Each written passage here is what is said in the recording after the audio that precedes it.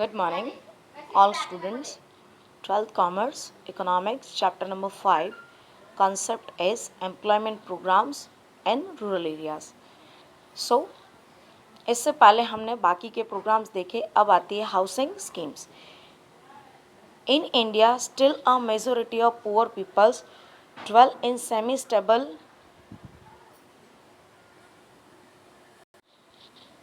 or temporary houses with an objective to provide proper dwelling to poor in the years of 1985 and 86. Indira Awas Yojana was started for families below poverty line and scheduled caste, scheduled tribes, etc. Means what, India के अंदर लोगों के पास properly रहने की भी जगह नहीं थी. जैसे टेंट हैं, इस तरीके के हाउस में रहते थे कि जैसे रेनफॉल की टर्म्स आती है या रेनी सीजन्स आती है या विंटर सीजन आती है तो वहाँ पर वो हाउसेस उनके लिए काम करते नहीं थे. तो इंडिया के अंदर ऐसे पुअर पीपल्स के लिए 1985 और 1986 के अंदर प्रोग्राम शुरू किया गया, दैट वाज इंदिरा आवास योजना, जो शेड्यूल कास्ट और शेड्यूल ट्राइब कास्ट के लिए. More over in the years of 2013 and 14, Rajiv Gandhi Yojana was implemented to improve the housing those who reside in huts. जो झोपड़पट्टी में रहता है या झोपड़ी में रहता है, ऐसे लोगों के घर को पक्के मकान, जिसको हम बोलते हैं ब्रिक्स के, सीमेंट्स के, ऐसे घर में कन्वर्ट करने के लिए राजीव गांधी योजना स्टार्ट हुई. In urban areas also poor peoples resides in slums where they are deprived of basic facilities of drinking water, toilet, electricity due to fast increasing problems of dwelling in urban areas from 25th June 2015 for urban poor. धीरे धीरे ये जो problems थे सिर्फ सिर्फ rural areas के अंदर नहीं, अर्बन एरियाज़ के अंदर भी हमें देखने को मिलता है. स्लम एरियाज़ है जहाँ पे पीने के लिए प्रॉपरली वाटर नहीं मिलता है, टॉयलेट की फैसिलिटीज़ नहीं है, इलेक्ट्रिक की फैसिलिटीज़ नहीं है. तो ऐसे प्लेसेस पर भी अर्बन एरियाज़ में भी 25 जून 2015 में ये प्रोग्राम शुरू किया गया. प्राइम मिनिस्टर आवास योजना वो started. Housing schemes are important for dwelling purpose was simultaneously they also create employment. यहाँ पर भी अगर घर बनाने का काम का शुरू किया जाए तो लोगों को उस इंफ्रास्ट्रक्चर के अंदर काफ़ी ज़्यादा एम्प्लॉयमेंट मिल जाता है. इस तरीके से अर्बन और रूरल एरियाज़ के अंदर जिनके पास घर नहीं है या जिनके पास स्टेबल घर नहीं है, ऐसे लोगों को घर भी दिया गया और प्लस लोगों को एम्प्लॉयमेंट भी प्रोवाइड किया गया. नेक्स्ट आता है social security schemes. As a strategy to reduce a poverty in India, various social security schemes were started for workers of unorganized sectors, means private sector. From 9th May 2015, Atal Pension Scheme was started, in which monthly pension is to paid peoples above 60 years. मतलब जो लोग government employees नहीं हैं या government institute में काम नहीं करते हैं, प्राइवेट सेक्टर में काम करते हैं, जिनकी एज 60 ईयर्स प्लस हो जाती है, जिनके पास इनकम का कोई वे नहीं होता है, ऐसे लोगों को पेंशन प्रोवाइड की जाती है every month. Under the Prime Minister Security Schemes for peoples in the age of 18 to 70 years, accident insurance of 2 lakh was opened with the minimum premium of 12, and Jeevan Jyoti scheme was started with the 2 lakh rupees life insurance at a premium of 330 yearly premium. मतलब 18 से 70 years के बीच में जिनकी as है, जो vehicles वगैरह run करते हैं, जिनके एक्सीडेंट होने के चांसेस रहते हैं, ऐसे लोगों के लिए 2 लाख का एक्सीडेंटल इंश्योरेंस है, जिसका आपको एवरी मंथ 12 रुपीज़ पे करना है प्रीमियम. और लाइफ इंश्योरेंस है 2 लाख का, जिसका आपको एवरी ईयर 330 रुपीज़ पे करना है.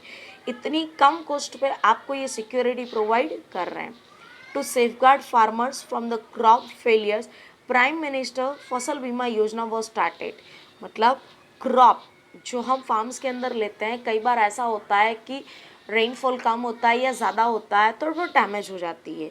तो ऐसे डैमेज से बचाने के लिए फार्मर्स के लिए प्राइम मिनिस्टर फसल बीमा योजना भी स्टार्ट की गई. इस तरीके से लोगों को हम सोशल सिक्योरिटी प्रोवाइड कर सकते हैं.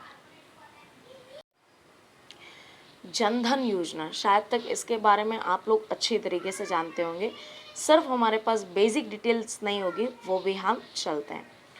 Through financial inclusion to hit the root of poverty, मतलब पुअर्टी को जड़ से ख़त्म करने के लिए हमें कुछ नया करने की ज़रूरत। सो एन एम्बिशियस स्कीम्स प्रधानमंत्री जनधन योजना वॉज इंट्रोड्यूस, पुअर्टी को जड़ से ख़त्म करने के लिए प्रधानमंत्री जनधन योजना लेकर के आएगी। दिस स्कीम बिगन्स ऑन 28 अगस्त 2014, ये स्टार्ट हुआ था 28 अगस्त 2014।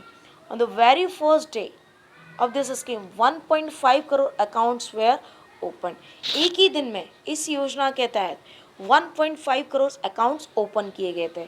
Till 8th January the number increased to 12.58 crores where investment of 10,590 crores was generated। 28 अगस्त से शुरू किया गया और 6 मंथ के अंदर ये अकाउंट बढ़कर के हो गए 12.58 करोड़, और जिसमें इन्वेस्टमेंट का रेशियो था 10,590। Now features and importance of Jan Dhan योजना।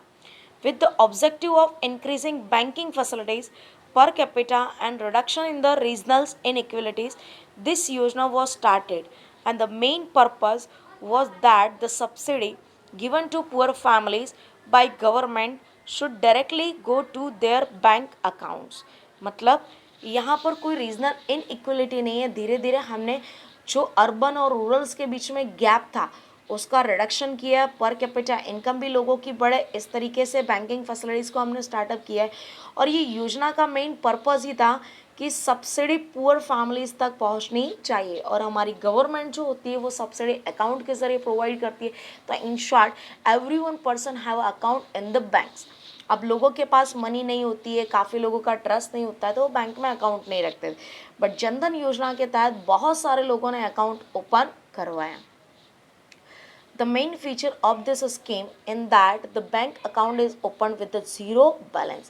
इसकी सबसे बड़ी खासियत और इम्पोर्टेंस ये है कि यहाँ पर एक भी रुपया आपको सबमिट करने की ज़रूरत नहीं। With zero balance you can open the accounts, आप ज़ीरो बैलेंस के साथ अकाउंट स्टार्ट कर सकते हैं। After 5 months of the opening account, 5 महीने पूरे हो जाने के बाद an overdraft of 5,000 is available. आपने अकाउंट में कुछ भी सबमिट नहीं किया, कुछ भी डिपॉजिट नहीं किया, फिर भी 5 months के बाद आपको 5,000 का ओवरड्राफ्ट मिल सकता है, ये फैसिलिटीज अवेलेबल है। Under this schemes those who open account before 26 January have also benefited with a life insurance policy. जिन्होंने 26 January 2015 के पहले ये अकाउंट ओपन करवाया है उन लोगों को लाइफ इंश्योरेंस फ्री में मिलेगा, उसका डॉक्यूमेंट्री का कोई भी चार्ज लगेगा नहीं। सो ये भी यहाँ पर बेनिफिट दिया जा रहा है। Prime Minister Jan Dhan Yojana is prominently a scheme for overall financial inclusions। Jan Dhan योजना की बात की जाए तो ये पूरी तरीके से फाइनेंशियल इंक्लूजन के साथ कनेक्टेड है। फाइनेंशियली लोगों को सपोर्ट करने के लिए जनधन योजना स्टार्ट की गई थी। On the other hand it hits directly on the poverty by providing micro finance and banking facilities.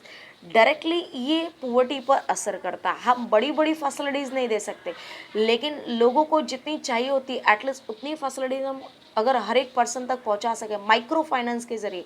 हम 2 लाख रुपए किसी को नहीं दे सकते, बट 2,000 देकर के उनकी बेसिक जो नेसेसिटीज़ हैं उसको तो पूरा कर सकते हैं। तो इस तरीके से माइक्रो फाइनेंसिंग और बैंकिंग फैसिलिटीज़ के ज़रिए हम डायरेक्टली पॉवर्टी को कम कर सकते हैं या डिक्रीज़ कर सकते हैं, और ये काफ़ी ज़्यादा बेनिफिशियल्स हमारे लिए साबित हुआ है। तो यहाँ पे आपका चैप्टर होता है फिनिश। आपको ये चैप्टर अच्छे से करना है। कोई भी अगर क्वेरीज हो आप पूछ सकते हैं। Thank you so much.